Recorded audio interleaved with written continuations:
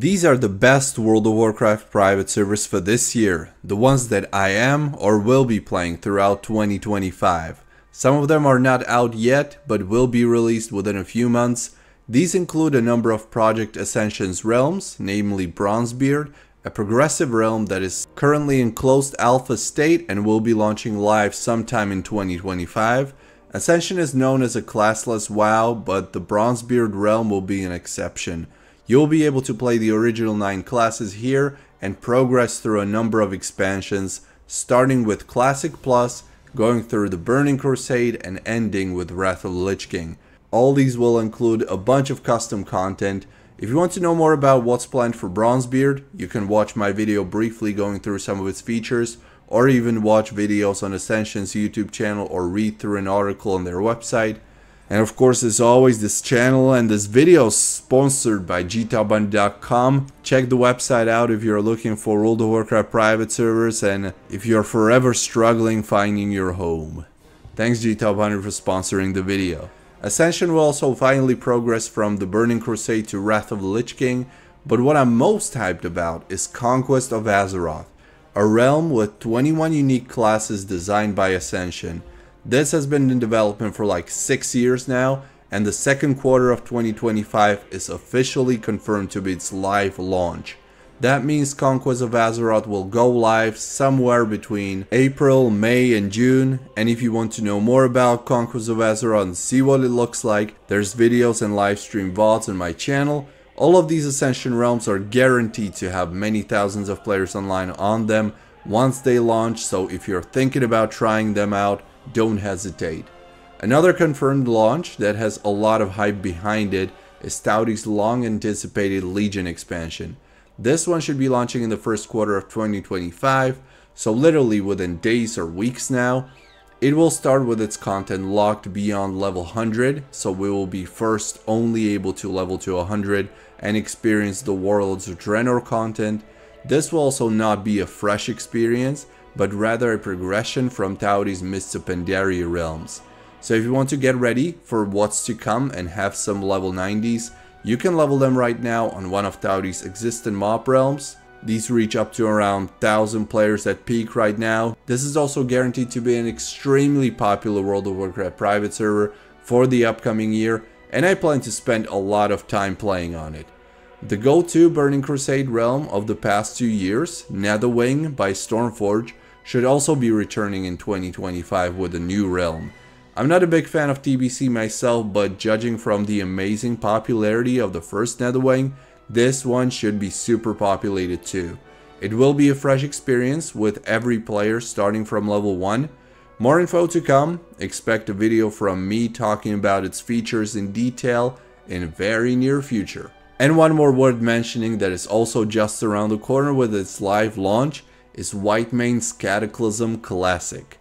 Yes, Classic, meaning an improved, more modern client similar to that of Cataclysm Classic, not the old original client from over 15 years ago. We don't know yet what exactly to expect with this realm, but safe to say it's gonna be full of surprises, custom features, and it should be launching in early 2025. Whitemane's Cataclysm realms have been the go-to ever since 2023, and they seem to be going strong and holding on to its reputation of the most popular Cataclysm for years to come.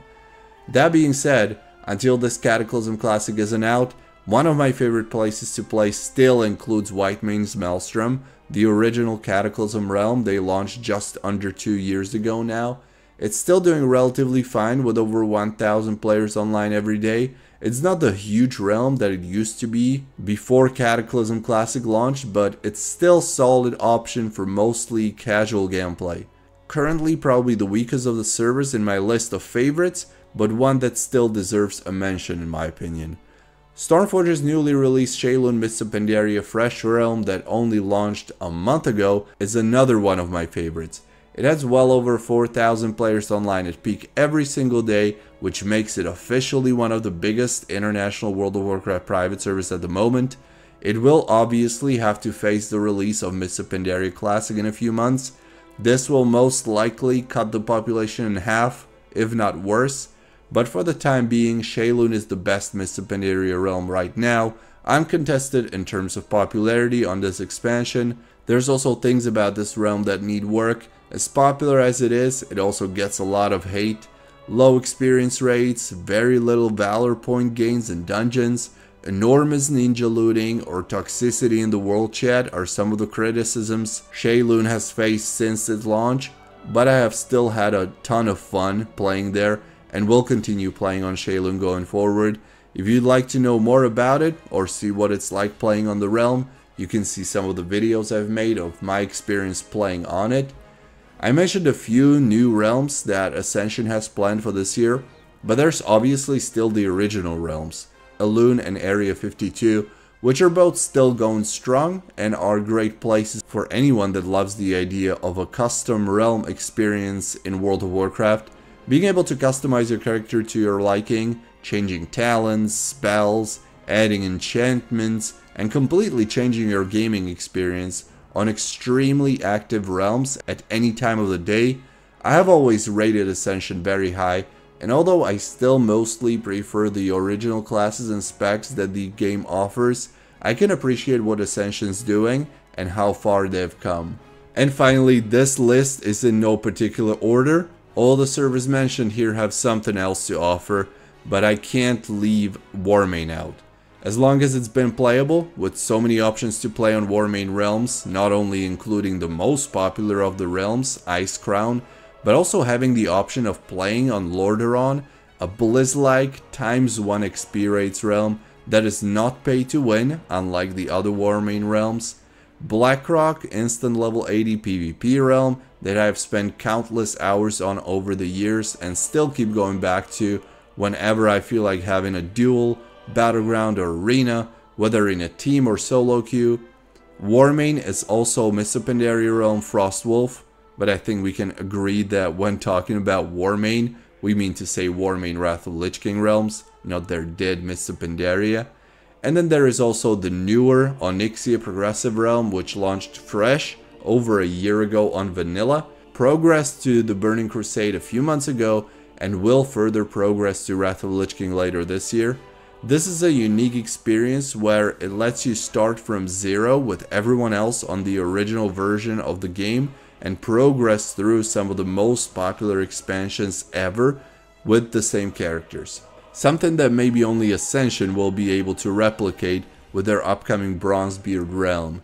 Onyxia is still extremely popular, even over a year after its initial launch, and it will be huge once it progresses to Wrath of Lich King this year too, for which I'm already super hyped, and I'm leveling my characters on Onyxia now to be ready for when it progresses to the next stage. There's some speculation, people asking whether Warmane has any plans of maybe progressing it further to Cataclysm or Mr. Pandaria. While it is not completely out of question, there hasn't been any official confirmation, and even if this was planned, we would probably only find out towards the end of Onyxia's Wrath of Lich King expansion cycle. Warmane/Molten had Cataclysm realms previously that weren't very popular.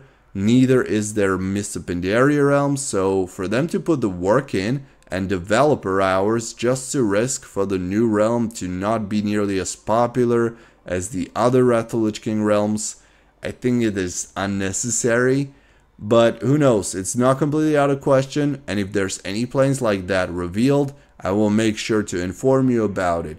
So you better subscribe if you're not already.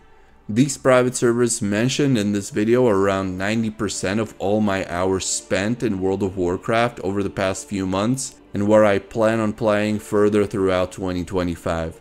This may be the best year for World of Warcraft private servers in a very long time, with so many releases of realms that have been in development for several years and are being developed by some of the biggest name projects ever. Follow me on this journey. There's no time for girlfriends or kids. We game in 2025. Thanks for watching. Let me know if you'd pick the same service as your top for this year, and also tell us your reasons and your experience playing on them. Like the video if you liked it, and see you in World of Warcraft.